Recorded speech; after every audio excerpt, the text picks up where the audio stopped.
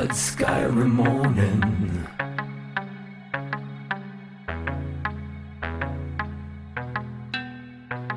should have seen the warning.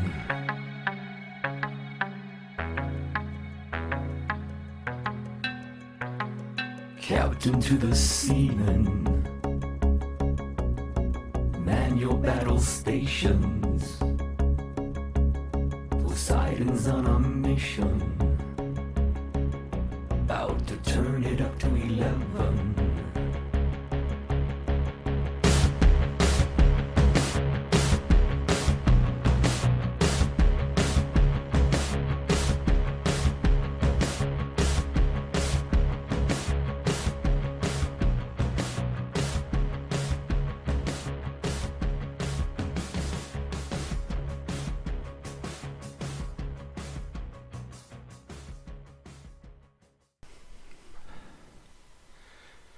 Hello, good evening, and welcome to Project Poseidon's Channel Aquarius, the show that aims to bring some sense of grounded rationality to so-called fringe topics. I'm your host, Dave the Dude, coming to you from Ottawa, Canada. It's late. My coffee's half empty and the mood is pretty mellow despite the shitstorm taking place on my Facebook feed. It's good to have you with me. We're a few days out as I record this from the terrorist attacks in Paris, and I think the less said about them the better. But I would like to just point out that 758 people die daily in violent car accidents in China, and nobody seems too bothered about it. Why is that? Is it fair of me to make it a numbers game? Well, perhaps not. There's nothing particularly fair about any of this, is there? Three things are certain in the coming weeks and months, and possibly in the coming years. More bombs dropped, more turnip-headed xenophobes waving their dicks around, and more shitty police state measures. And all the while, climate change looms as an actual threat to humanity. Tick-tock goes the clock. The fate of the world is very much on my mind, but I'm going to sidestep it for now to talk about something a little more fringe, though this might still relate in a roundabout way. Today's topic is a highly taboo one in most polite company.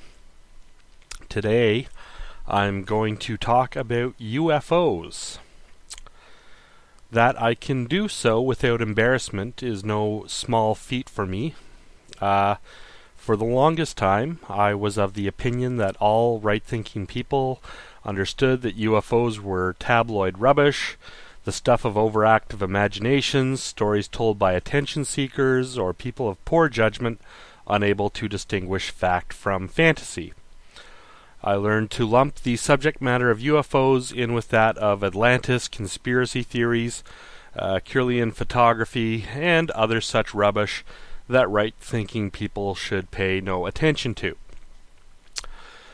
It was only after coming to understand that the orthodox narratives subscribed to by most right-thinking people are in fact complete horseshit that I decided to revisit the topic and try to take a look at it with fresh eyes. To be honest with you, what I found made my jaw drop. Less because I find the subject matter of UFOs to be incredible, and more because the scale of the deception that we right-thinking folks have perpetrated on ourselves appears to be so unthinkably large. What do we mean when we talk about UFOs anyways? What does that word evoke? I think it's an important point to make out of the gate that a UFO doesn't necessarily equate with an extraterrestrial spacecraft. An unidentified flying object is just that, something in the air that isn't identified. So if a banana gets chucked over your head at night and you don't get a good look at it, that banana is by definition a UFO. So when people ask you, do you believe in UFOs? The correct answer is always yes, of course. Do you believe UFOs are alien spacecraft? Well, that is something a little more nuanced, I think. I'm not going to assert that aliens are real and visiting us here on Earth. Don't have enough information to make that determination. But I will opine that there's more to the UFO phenomenon than most of us have been led to believe. Let's give the first word on the matter to the renowned physicist Michio Kaku.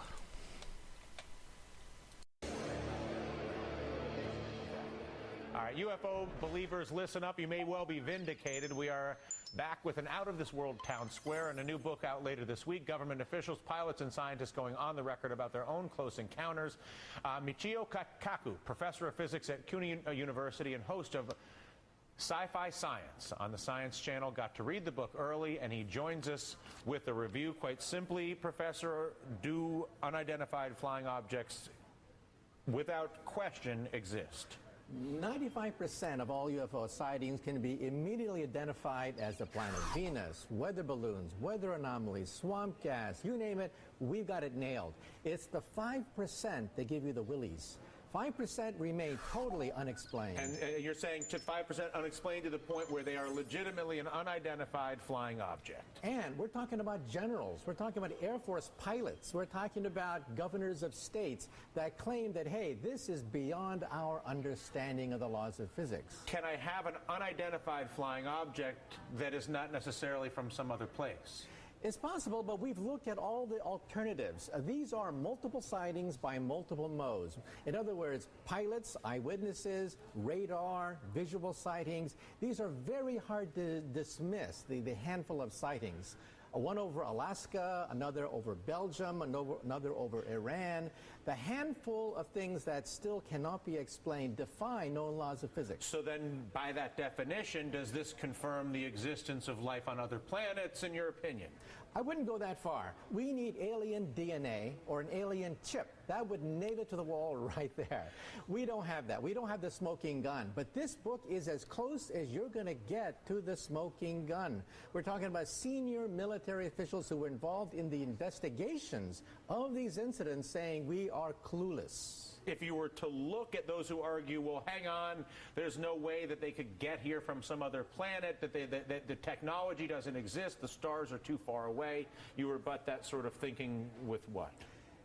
Those people assume that there may be 100 years ahead of us, in which case it's impossible for them to reach us. But if they're 1,000, 1,000,000 years ahead of us, then new laws of physics begin to open up. So we have to open our mind to the possibility that they're not just a super version of us, that they could be thousands, millions of years more advanced. Why would they not then pay us a visit in a way that is more recognizable? Go visit the White House, maybe stop out to Yellowstone.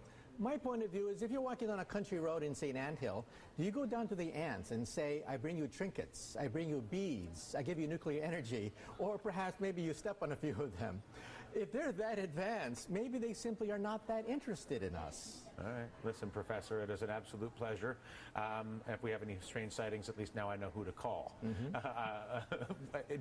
Before I let you go, do you teach on this subject at the university, on UFOs I mention specifically? it when I teach astronomy. Also in Sci-Fi Science, we have a whole episode about what kinds of physics could open up in the next 1,000, next million years. They could let us travel a few million miles at a time. New kinds of physics on the Science Channel. Very cool. Listen, a pleasure. Once again, according to Michio Kaku, 95% of UFO sightings are explainable as swamp gas, the planet Venus, airplanes, or what have you. The other 5% of sightings are troublesomely baffling. There are objects flying around up there that show up on radar and thus are quite physically tangible, making abrupt accelerations in defiance of the laws of physics as we understand them. This is a fact. This is real. We have radar tapes. You can't hide from this. You just have to deal with it. There's something going on. Senior military officials and Air Force pilots alike have gone on the record to talk about encounters they've witnessed for which they have no explanation. Several former Apollo astronauts have come forward to affirm the reality of this phenomenon. Several of these documented sightings were mass sightings involving hundreds or thousands of witnesses. For example, on March 13th, 1997, in Phoenix, several thousand people, including the governor of the state, reportedly witnessed what they described as an immense V-shaped object outlined by 7 lights. Police departments in Phoenix, Tempe, Glendale, and other Arizona cities were jammed with calls from residents. The military later claimed that National Guard pilots had released diversionary flares while on a training run, which is a bit like calling swamp gas, in my humble opinion. And I've noticed with some bemusement that so-called skeptical people seem rather credulous when it comes to their willingness to swallow such explanations. But I digress. You could also look up July 14th, 2001 UFO on the New Jersey Turnpike, the January 8th, 2008 Stevensville lights, the December 9th, 1965 Kecksburg incident, Kecksburg, and so forth. Records of these accounts are readily available to anyone with the inclination to seek them out. These computers that bring the world to our desktop or to the palms of our hands are throwing back the curtain for anyone with the courage to push a button and take a hard look at the data. The truth isn't really out there. It's hiding right in plain sight.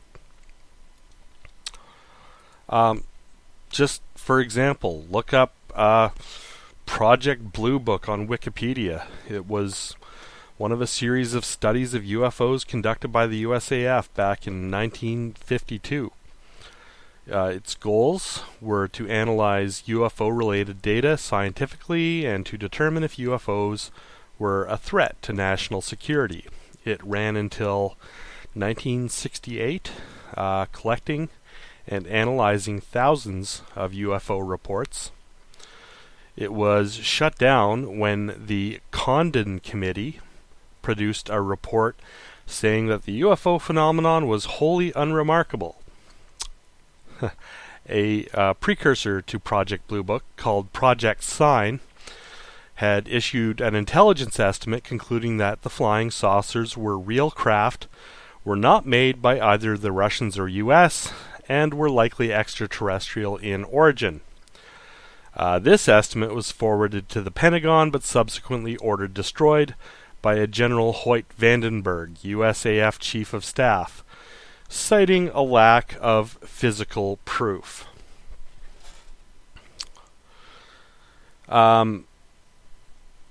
So right there, that tells you that the Air Force was taking this phenomenon seriously, at least for a while. It also tells you that even in intelligence circles, the topic was a controversial one. What's underneath the controversy?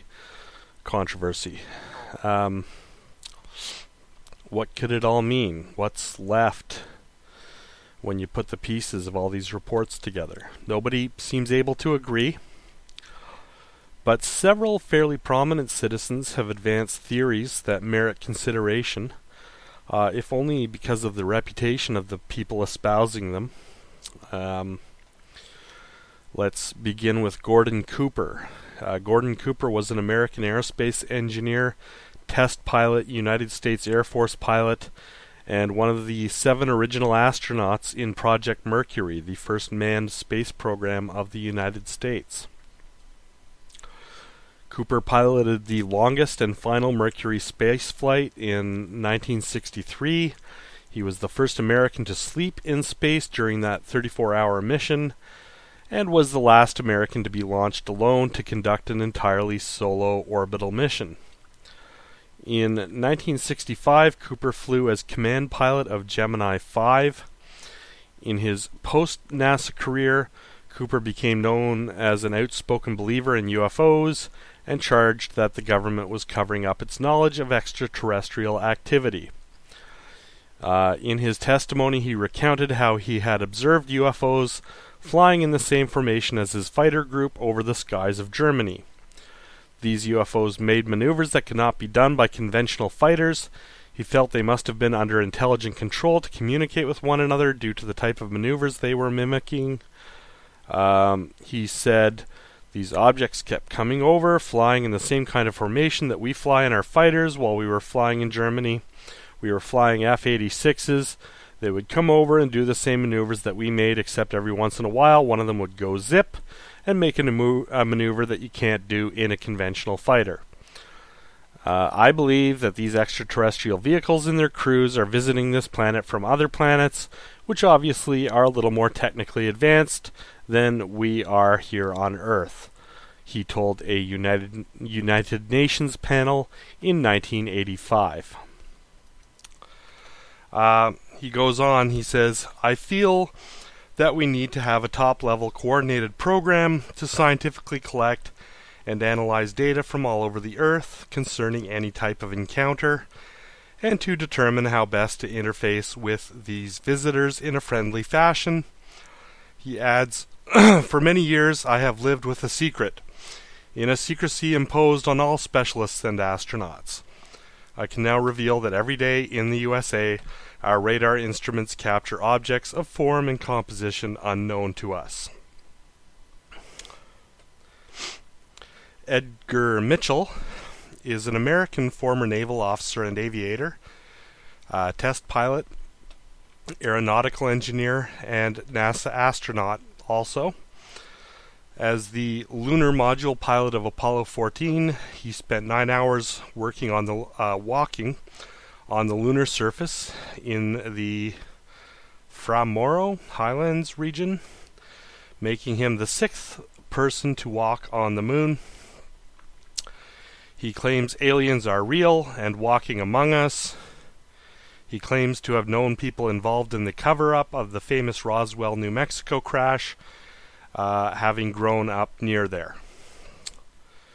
Let's roll a brief clip of him being interviewed on a local news channel. He walked on the moon. Tonight, he says, aliens are among us. Former astronaut Lake Worth resident Edgar Mitchell has raised some eyebrows and ruffled some feathers with his claims. Tonight, News Channel 5's Tim Malloy goes one-on-one with this true believer. With his beloved terrier in his lap in his comfortable Lake Worth home, he could be a retired insurance salesman. But take a look at Edgar Mitchell's wall, his photo gallery, that picture taken on the moon, February the 6th, 1971. What more can an explorer want than to be where humans have never been and to observe, gather your data, go back and tell the people? Ed Mitchell can captivate you talking about his 9-hour and 17-minute moonwalk. It was a record.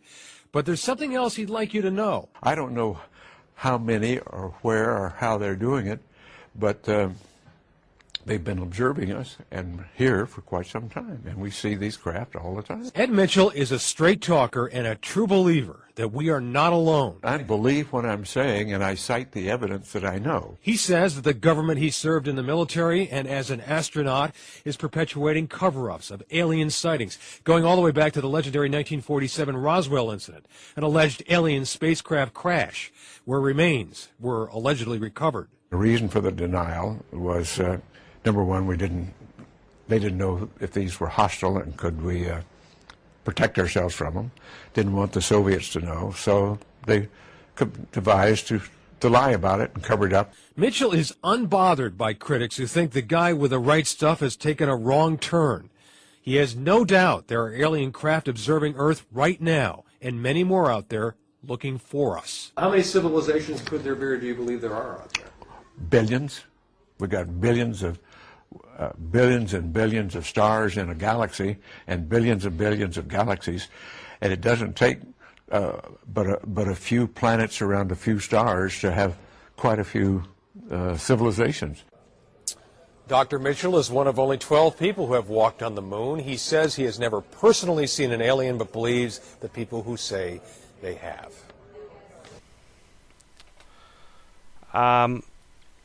Let's see here. Paul Hellyer was Canada's Minister of Defence under Lester B. Pearson from 1963 to 1968.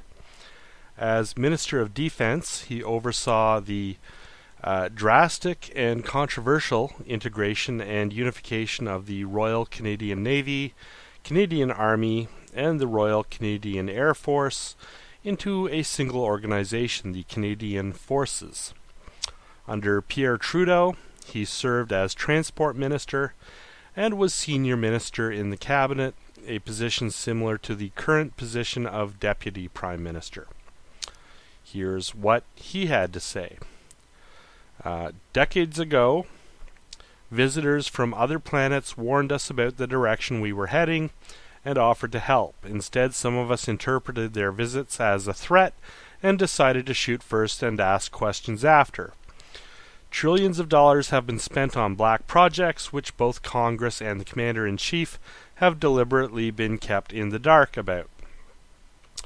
In one of the cases during the Cold War, 1961, there were about 50 UFOs in formation flying south from Russia across Europe. The Supreme Allied Commander was very concerned and was ready to press the panic button when they turned around and went back over the North Pole.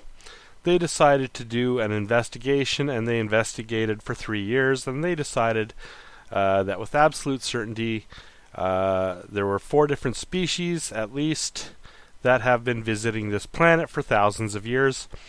There's been a lot more activity in the past 2 decades, especially since we invented the atomic bomb. That is quite a mouthful. It should be noted here that Hellyer does not claim to be speaking from the benefit of having had access to classified materials during his time as Minister of Defense. Rather, it would seem he took an interest in the topic as a hobby in retirement. So make of it what you will. It's worth noting that someone of his stature would put his reputation on the line by speaking up the way he's doing. But in all fairness, maybe retirement is turning out to be boring. But I think we should consider the case of Lord Admiral Hill Norton, a former Chief of Defence Staff in the UK, a 5-star Admiral of the Royal Navy, Chairman of the NATO Military Committee. He had some interesting things to say about the so-called Bentwaters incident, a series of radar and visual contacts with unidentified flying objects that took place over air bases in eastern England on the night of 13th to 14th of August 1956, involving both RAF and USAF personnel. Let's have a listen to him for a few minutes.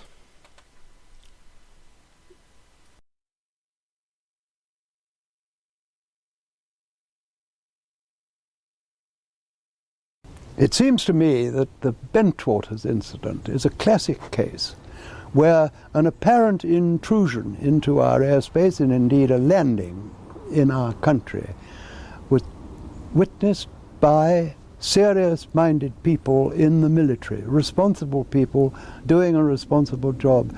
And Bentwaters is, in a sense, a benchmark for how not to deal with these matters in the future.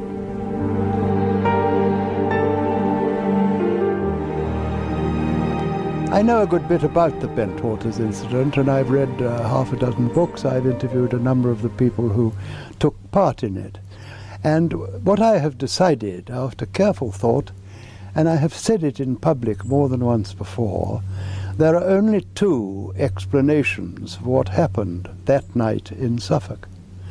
The first is that what the people concerned, including Colonel Holt, who was at the time the deputy commander of the base, and a lot of his soldiers, or airmen, they claim that something from outside the Earth's atmosphere landed at their Air Force base. They went and stood by it, they inspected it, they photographed it. The following day they took tests on the ground where it had been and found radioactive traces. They reported this. Colonel Holt wrote a memorandum which was sent to our Ministry of Defence.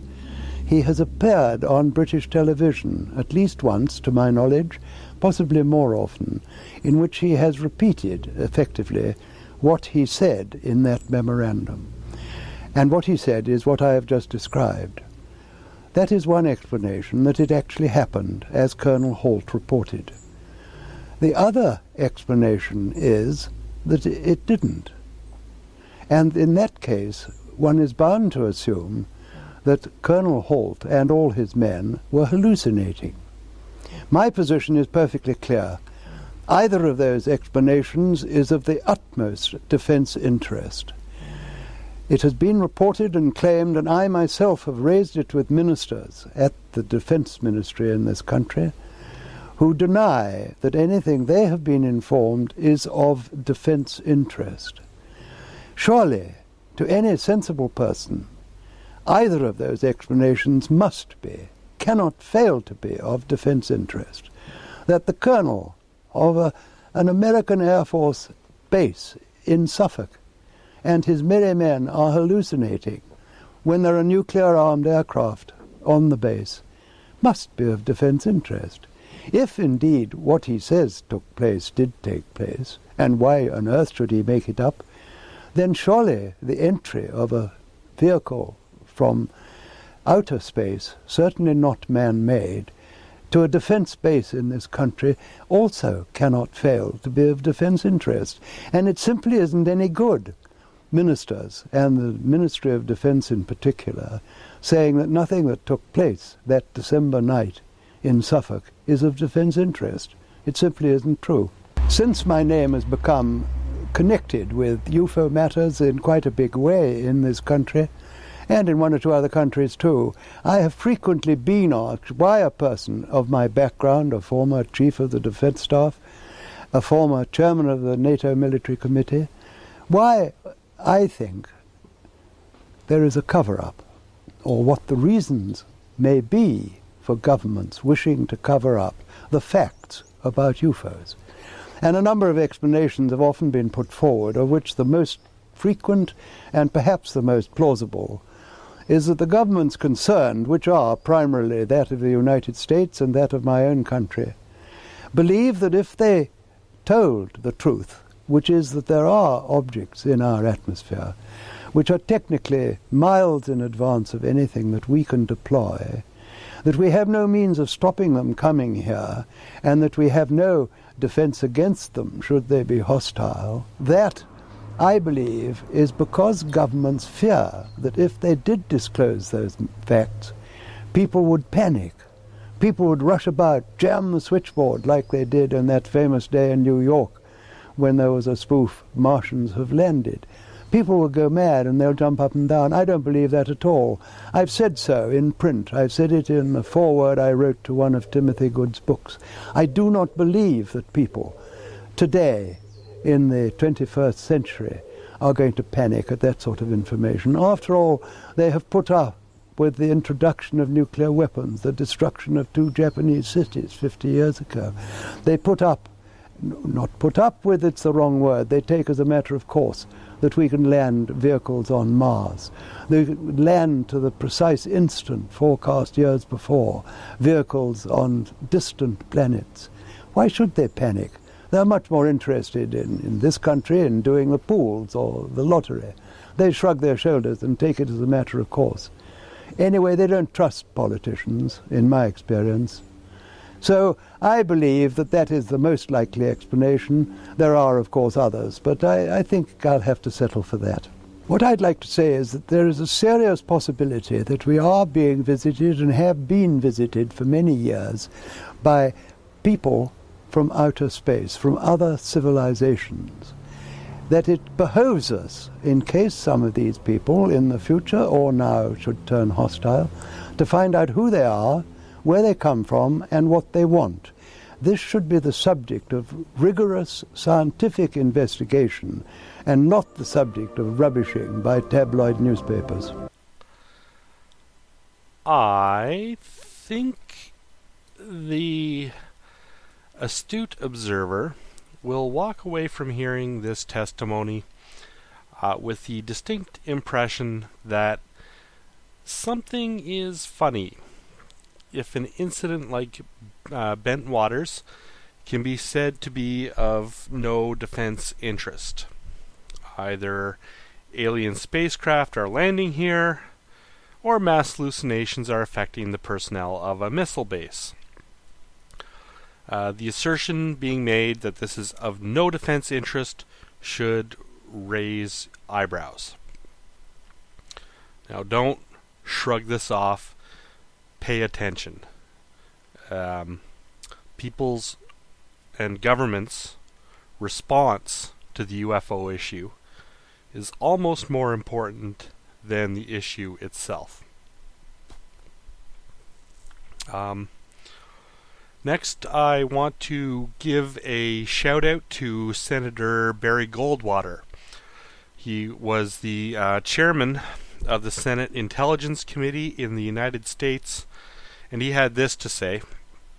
He said, "This thing has gotten so highly classified, it is just impossible to get anything on it.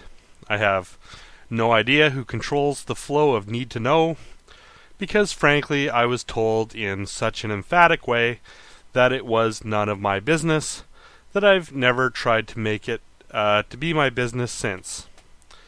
I have been interested in this subject for a long time, and I do know that whatever the Air Force has on the subject is going to remain highly classified."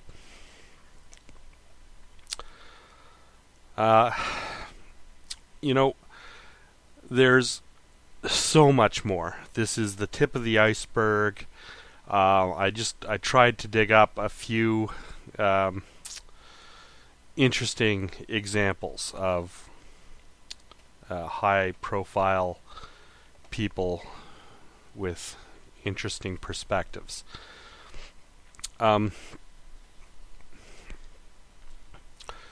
Whether or not you're able to buy into the aliens thing, the fact remains that UFOs are very real and not easily explainable.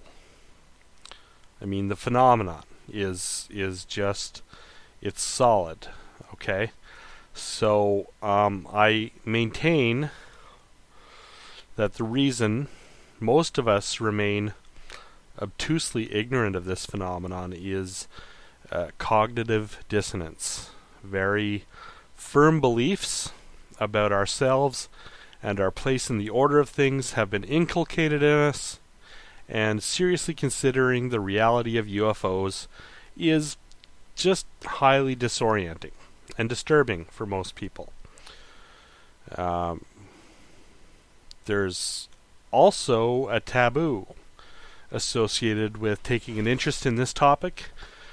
Most of us are not particularly eager to appear to friends and family like our cheese has slipped off our cracker.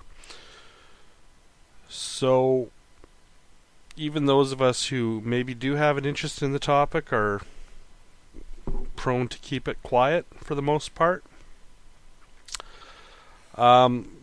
Perhaps laziness plays a role in keeping this phenomenon off the radar, so to speak. Maybe the average person just can't be bothered to think through the implications of this phenomenon being substantial. I spoke with one self-professed skeptic whose bottom line on the matter was that the possibility we are being visited by extraterrestrials was just too remote for him to give the matter of UFOs any serious contemplation at all. I thought that assumption should be called into question. On what basis can it be decided that the possibility is remote or not? Our sample size of advanced civilizations is limited to just ourselves. So it is legitimate to pose questions such as, is life common in the universe or not? Do civilizations like ours bloom and die in isolation throughout the universe, or do they spread off-world? Are we latecomers to the civilization game, or part of the first wave of such entities? Are the skies empty or full of traffic? Are we close to a real understanding of the physics of our universe, or are there vistas yet to be explored that could make faster-than-light travel plausible? We could be a hatching egg in a nursery of potential spacefaring societies for all we know. Following the Popperian method, it is entirely correct to be advancing theories and then doing our best to critique or falsify them. But we need a model that accounts for the data.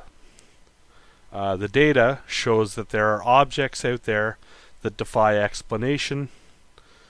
We should be trying to explain them. And if it did turn out that these things in our sky were alien spacecraft, well, our entire view of ourselves would have to change, wouldn't it? Our major religions would have to change. Fundamentalist paradigms would be shattered. Our politics would have to adapt or transform into exopolitics.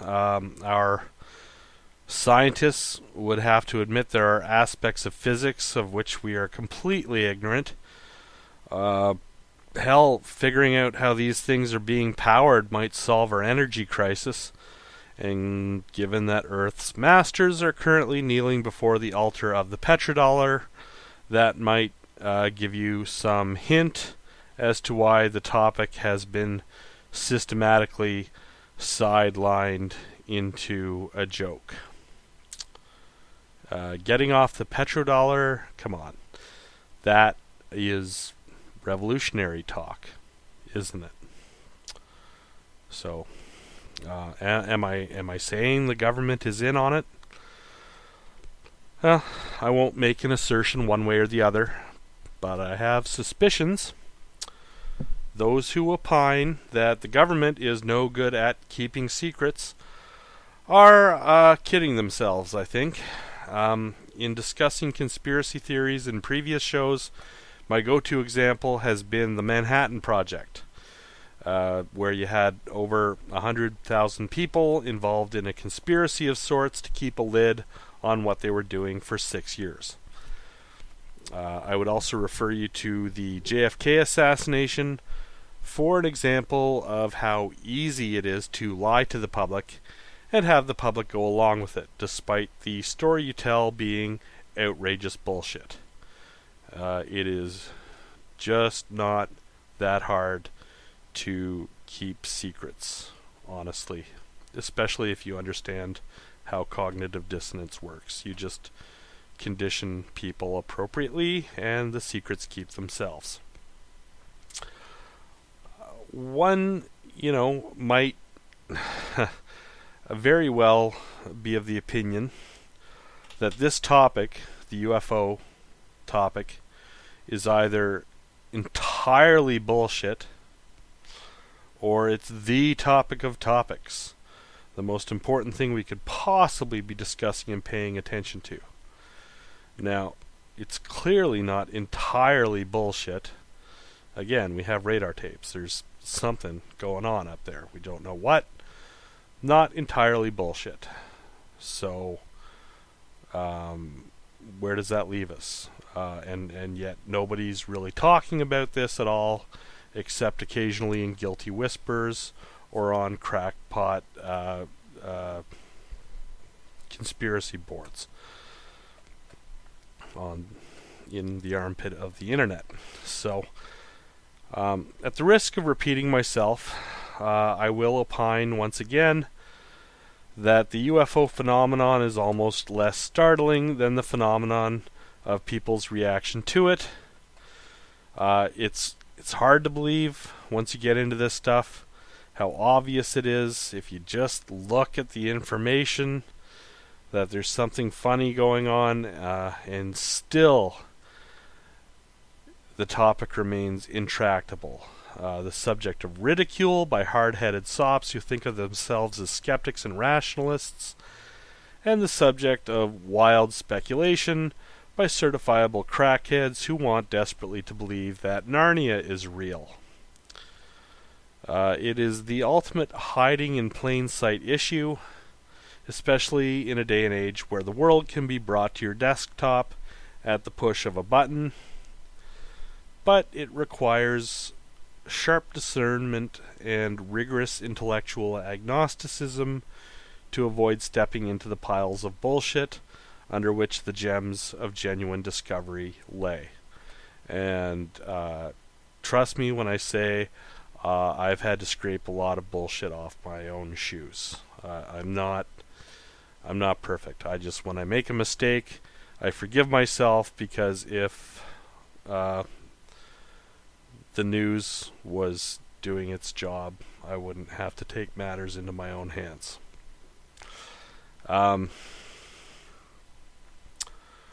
Some very imaginative people have taken the ball and run right off the field with it. David Icke is a popular fringe figure who wants you to take seriously the notion that the royal family is made up of shape-shifting, extra-dimensional lizard people. Other colorful individuals have convinced themselves that an entire federation of Pleiadians are here trying to raise the vibration of the planet by sending love rays at it. I can't make this up, though I've got to hand it to whoever did. There is so much batshittery built up around the topic that I have to admit some sympathy for the pseudo-skeptics who can't be bothered with it at all. You have to have a strong stomach, above all, to deal in this stuff. Or maybe you just need an appetite for the unconventional. But, perhaps if the topic were less taboo, people would be having intelligent and productive conversations about it in the open, instead of joining cults or getting locked inside their own imaginations.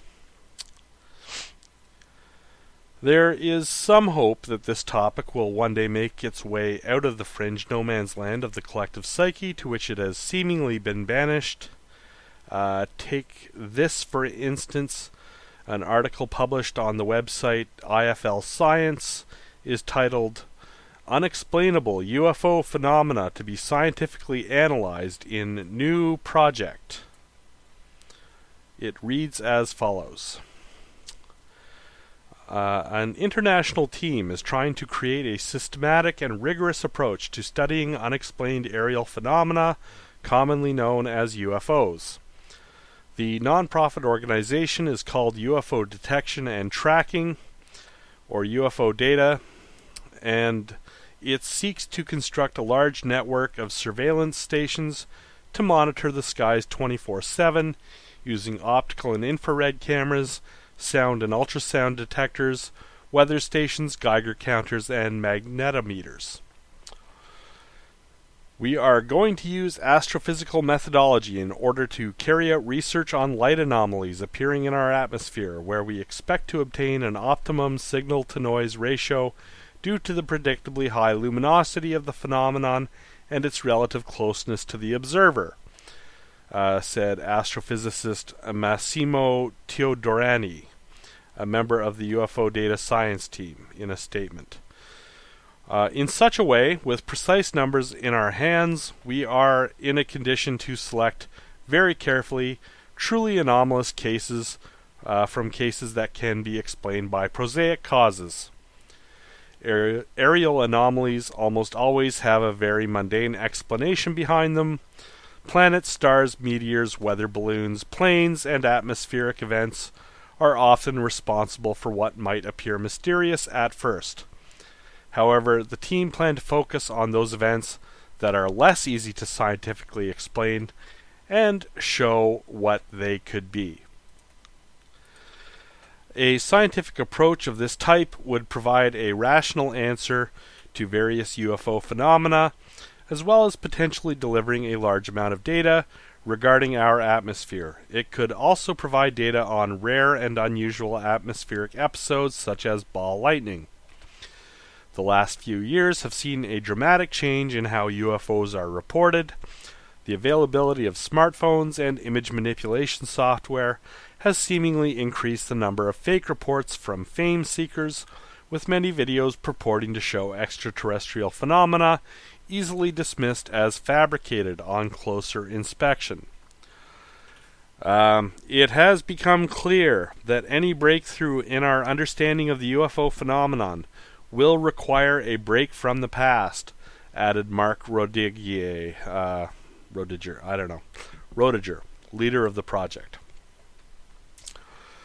Witness testimony, photos and videos, and government documents have taken us only so far.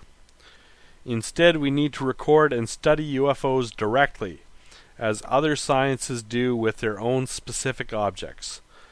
Of course, this is a daunting task, but it is made conceivable by advances in technology, software, communication capabilities, and power sources.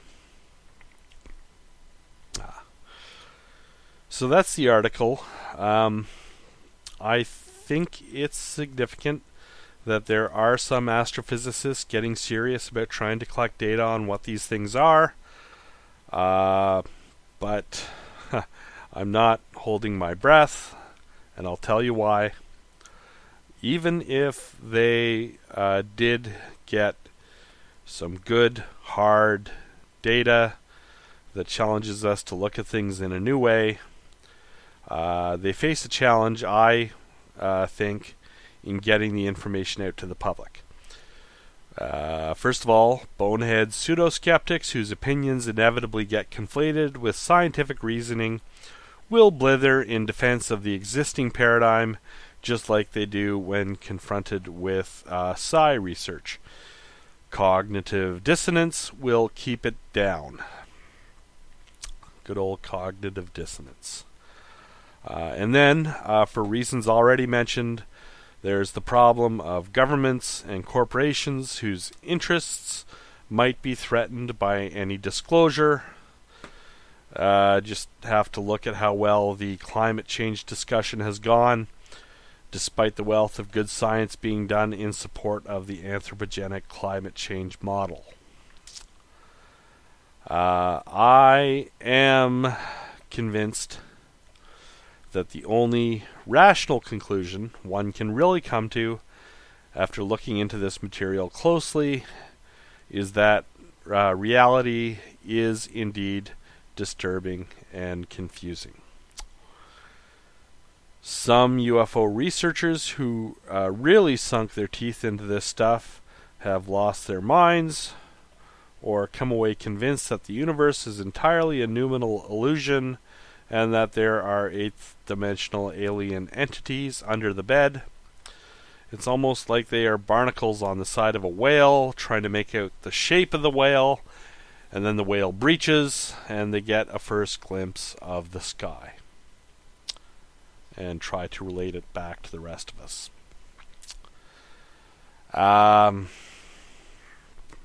I think the UFO phenomenon can tell us about ourselves.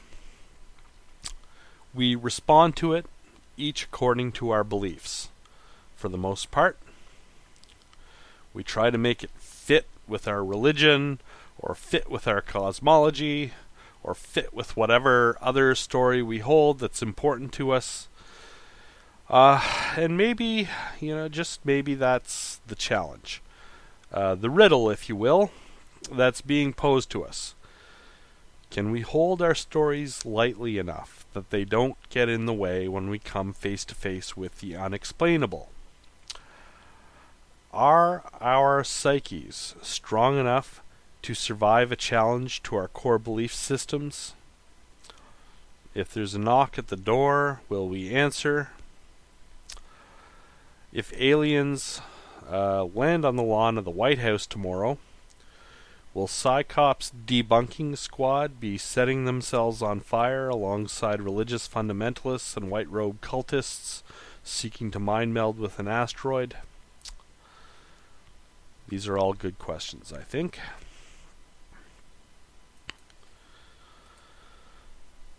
For tonight, I'm done, I think.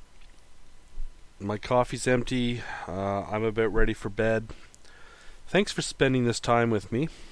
A shout out to true skeptics, in the Greek sense of the word.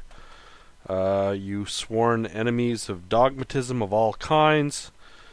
Those of you who opine but never assert, who remain tentative and continue to inquire, ever seeking for an elusive truth that can never be found.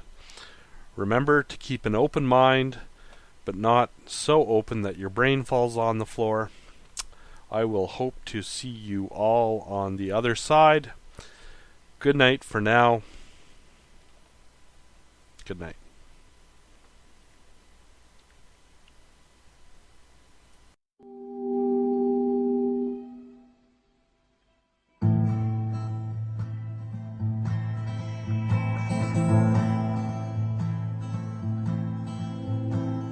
I can't promise you that I won't let you down. And I can't promise you that I will be the only one around when your hope falls down. But we're young, open flowers in the windy fields of this war-torn world. And lo, this city breeds the plague of loving things more than their creators.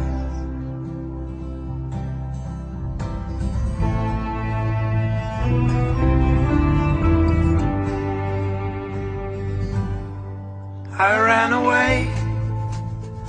I could not take the burden of both me and you. It was too fast, casting love on me as if it were a spell I could not break, when it was a promise I could not make. What if I was wrong? What if I was wrong? Oh, what if I was wrong? But hold on to what you believe. In the light, when the darkness has robbed you of all your sight. And oh, hold on to what you believe. In the light, when the darkness has robbed you of all your sight.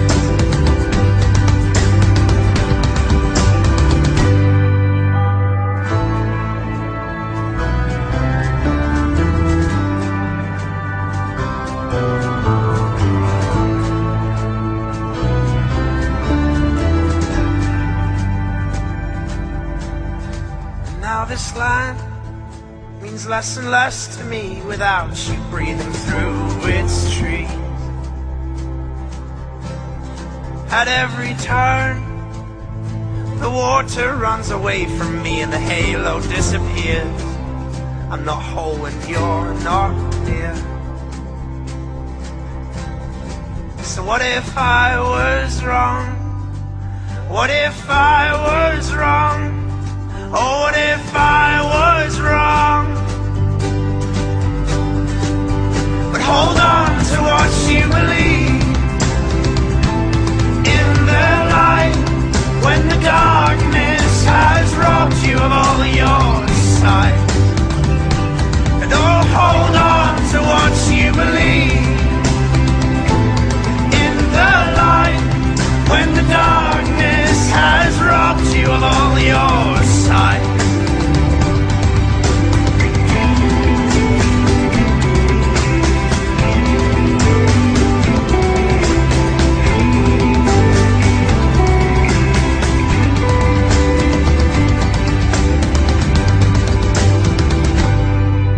Hold on to what you believed. In the light,